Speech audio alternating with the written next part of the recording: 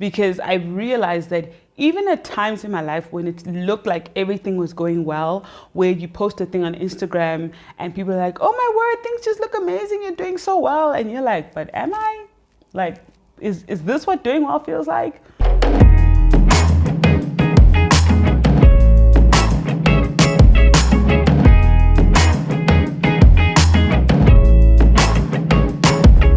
So I decided to do this series because I've been at a place where I am analyzing my life so far and analyzing some of the views I've had and analyzing some of the thinking I've had and etc, etc, etc. And I've been in a position where I am trying to correct things that need to be corrected and address things that haven't been addressed, whether it is brokenness or lies I've told myself or whatever it is. I've just been in a position where I feel like I've been in surgery and just dealing with myself, like looking at myself in the mirror, metaphorically speaking, naked, and just going, what is happening here? With the release of my project, it was written at a time when I had thought that I would be done with music. And then I wrote all these songs. And, you know, long story short, we have Redemption, which is probably the most honest piece of work I've ever done creatively, like across the board. And I think it's probably the most important one because it's the one time where I'm like, flip, I really hope someone gets something from this, you know, genuinely. You know, I know sometimes artists say that, but genuinely, because I know what it's like to feel so low and to not feel like there's a point of your even existing in this world. But I also know what it's like to be pulled out of that, you know, by God and Him working through people and prayer and all of those things. And to still have those scars to remind you of where you came from and that there's potential to go back, you know. And so I've been in that position where I am trying to find the joy and see and be present.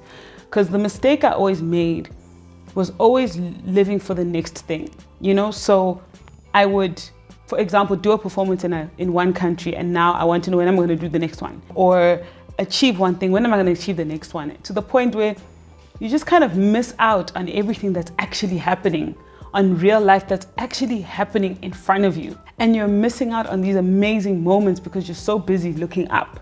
You know, you're not here.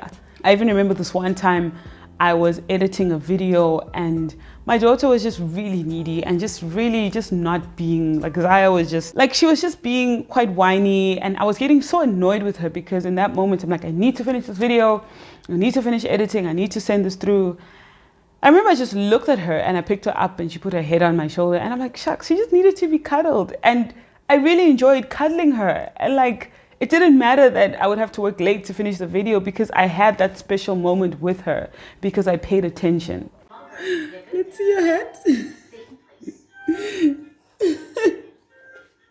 Guys, she keeps putting this on as a hat. It's my old makeup bag. Okay? Yeah. Yeah. Let's show your hat. I want to show you the sides. Wait.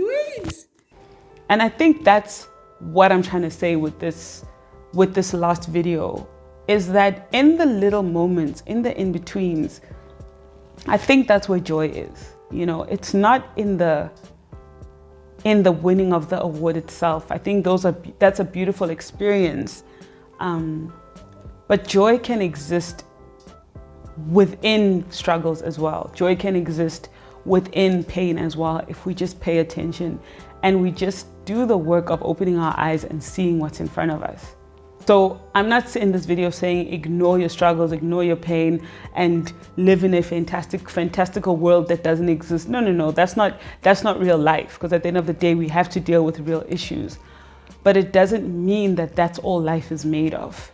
There's still love, there's still friendship, there's still relationship, there's still good food. There's still the WhatsApp group where you people talk about how you got your wingtip liner perfect, you finally got it perfect. There's still that person on Facebook who writes the silly memes that just make you laugh at night. But what I'm trying to say is joy can exist, and it does exist. We just have to see it and grab hold of it.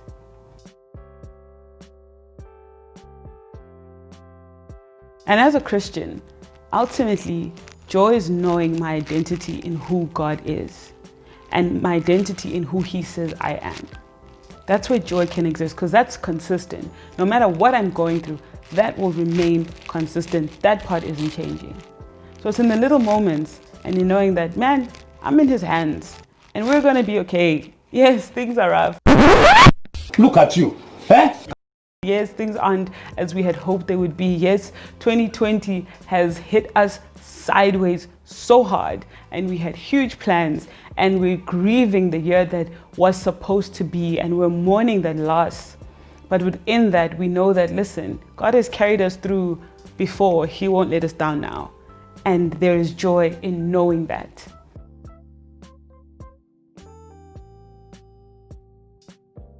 And so that's what finding my joy looks like. I'm figuring it out. Like, joy in and of itself will not come from the fact that you finally got X job. And the reason I'm saying that is because when you get to whatever job it is, there are things that will be there ready and waiting to steal your joy. So you can't rely on that. And that's what I've had to learn, because I've realized that even at times in my life when it looked like everything was going well, where you post a thing on Instagram and people are like, oh my word, things just look amazing, you're doing so well. And you're like, but am I? Like, is this what doing well feels like? Obviously, it's not saying that don't aspire or whatever. I'll never say that. I'm the last person who'll say that. But it's almost like doing it with the right framework. And by that I mean knowing that you will achieve certain things. You may not achieve certain things. You may achieve greater things. You may live a life that you never really expected to live, or things might happen where you're like, okay, cool, I didn't see that coming, but that was cool. There may be disappointments. There may be heartbreaks. There will definitely be heartbreaks. There may be letdowns. You'll let yourself down. You'll let other people down. All of that stuff. Within all of that, joy can still exist. But the joy is a state of being. It's a state of choosing to see what is good and choosing to operate in that energy, choosing to operate with and make your decisions from that place. Whether we've achieved or whether we haven't, whether we failed, whatever it is, we can still have joy. At least I hope so.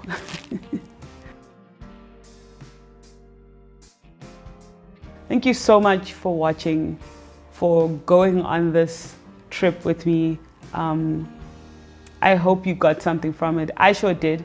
And yeah, I will catch you on the next thing. I don't know what the next thing will be, but there's definitely going to be a next thing. Don't forget to like and subscribe if you haven't yet. Leave a comment if you have anything that you want to share. And yeah, stay cool, be joyful, and be present. Much love.